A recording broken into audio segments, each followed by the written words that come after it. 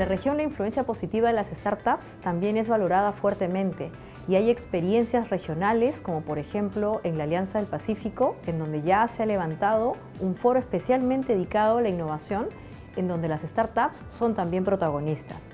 Y en Colombia está el caso interesante de Ruta N, un gran centro de innovación tecnológica que ayuda a que las startups de Medellín tengan la posibilidad de exportar servicios al mundo entero. Colombia es hoy día una interesante experiencia de cómo ayudar a las startups a través de aceleradoras, pero también de fondos públicos que les dan la posibilidad de encontrar mercados mundialmente.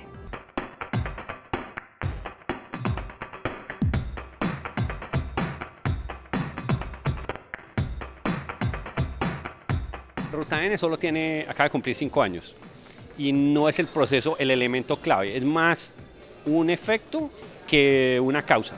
El ecosistema fue avanzando y en un momento dijo, necesito un Ruta N que me ayude a liderar lo que está pasando. Entonces, desde la parte pública, siendo neutro, Ruta N empieza a ganarse también un espacio. Cada año tenía una respetabilidad, pero no era lo suficiente. Y a la vuelta de 4 o 5 años la gente dijo, lo está haciendo bien y que lo siga haciendo Ruta N. Entonces, ¿cuál es la función? Liderar que cada vez la innovación sea más grande en Medellín, que cada vez sea más de cada ciudadano, que cada vez haya más entidades públicas, más entidades privadas que lo estén haciendo. Entonces, el papel de Ruta N es articular, liderar. Es una institución pequeña de 50 personas, técnicamente una institución de segundo piso. Lo que hacen nosotros es mirar el primer piso, es decir, falta aquello, mira, esto no está de clase mundial, esto debía ser de tal manera, y entrar a interactuar con esos actores para que lo hagan, no hacerlo. O sea, nosotros no podemos ir a hacer, sino ir donde el ecosistema y decir, ¿cómo te ayudo para que lo hagas mejor? Mira, te voy a traer a alguien del Perú que lo hace muy bien, aprende de él, te lo vamos a traer y te vamos a pagar para que él te enseñe ese tiempo. Y cuando hace eso salimos, o sea, la meta final, la gente me dice, ¿cuál es la meta final de Ruta N? La meta final de Ruta N es desaparecer. La gente dice, ¿por qué desaparecer? Mira, cuando la región nuestra coja la dinámica, ya se va a mover sola. La gente entendió que eso era importante para ellos. Ya no necesita un Ruta N pegándole una patada por detrás para que se mueva. Entonces, lo que hay que hacer es una entidad así que lidere, empuje. Nosotros vamos, hacemos intervenciones y hay cosas que ya se mejoran y dijimos, no, ya no necesitamos, eso está caminando muy bien y nos retiramos, pero siempre hay más gaps, más cosas y vamos a hacer eso. Hasta que llegue un momento en que ya digamos, no, ya se fue solo, claro, y se puede cerrar la Ruta N. Puede que nos tome 15 años, pero algún día se debería cerrar. Y en el ámbito de la Alianza del Pacífico, ¿cómo se enmarcan ustedes? Ustedes también pueden ser un buen ejemplo de innovación en una región. ¿Hay otros casos también parecidos en el resto de los países de la Alianza del Pacífico que tú conozcas?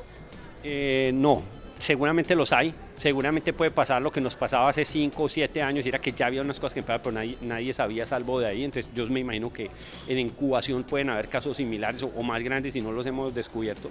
Lo que sí estoy seguro es algo, y es la Alianza del Pacífico va a avanzar no por los países, sino por las regiones. Los países tienen que encontrar regiones tractoras que hagan ciertas cosas que empujen a los países y que vayan creando esa red que jale a los demás. Yo tengo un símil con eso y es, cuando tú tienes que mover una cosa muy grande, tú no puedes moverla toda a la vez. Tienes que coger algunas puntas fuertes y hacer un tejido. Entonces tú vas a mover una colcha grande, una cobija grande, y tú no mueves todas las fibras a la vez. Tú coges unos puntos tractores que sean fuertes, que no van a reventar, lo jalas y el movimiento se va por todo el tejido y es hasta que mueves todo el tejido. Algo así tiene que pasar porque es imposible, todas las regiones son diferentes. Entonces hay que escoger unas tractoras que hay que darles más fuerza, a pesar de que parezca que no, porque parece desequilibrado darle más a las regiones que más lo están haciendo, pero cuando esas crezcan son capaces de jalar a las otras, no solo por ejemplo, sino porque también empiezan a crear lazos con ellas. La Alianza del Pacífico es para eso, para generar esos lazos sin el borde del país, y en algún momento todo el tejido se va a empezar a mover. Es más o menos lo que nosotros intentamos hacer en Medellín con el tejido nuestro.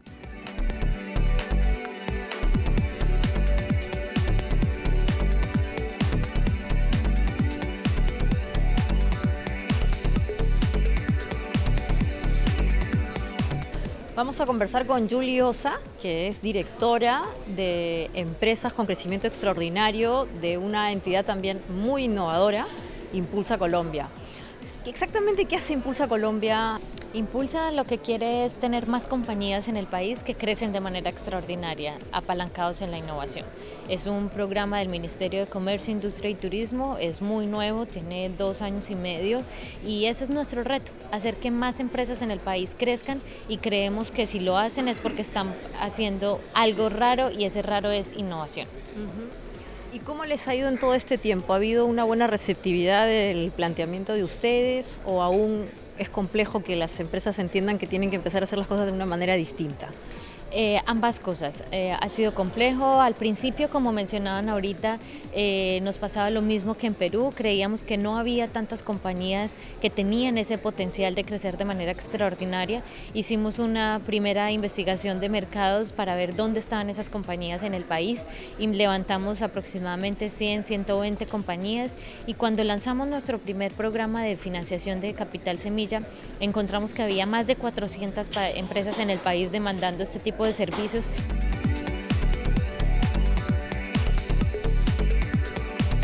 Incluso ustedes han generado una línea de financiamiento para startups. Sí. ¿Esto es cierto? Esto es una cosa en verdad muy poco común. Bueno, ¿Cómo es ese tema? No es lo mismo apostarle a un negocio de biotecnología que a uno de tecnologías para el sector de salud, para el sector de educación. Entonces, los negocios que nosotros les estamos apuntando, las necesidades de estos empresarios son bien diferentes y son bien especializadas. Entonces, el conocimiento para ellos es un poco más costoso. Entonces, digamos que en esa brecha siguiente, a partir de los $100.000, $200.000, no habría quien estuviera cofinanciando. Entonces, un poco arrancamos nosotros con ese instrumento, le dábamos dinero a ideas de negocio que tuvieran una validación en el mercado, o sea, no solamente un PowerPoint con un plan de negocios, sino que demostraron que había un mercado que necesitaba de estos recursos. Sin embargo, esa fue nuestra primera convocatoria de Capital Semilla. Ahora un poco hemos avanzado porque en la primera etapa de financiación ya fortalecimos más redes de ángeles inversionistas, apalancamos la creación de otras incubadoras y aceleradoras que están invirtiendo en esa etapa y nosotros vamos migrando siempre a donde está la brecha. Y en este caso ya la brecha está un poco más adelante los $300.000, $250.000, $400.000, hasta que empate con los fondos de Venture Capital.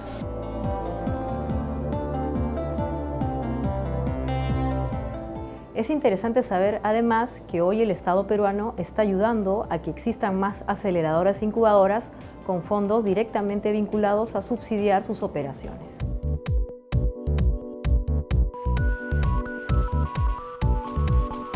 Esencialmente lo que busca el plan de diversificación productiva es generar nuevos motores en la economía.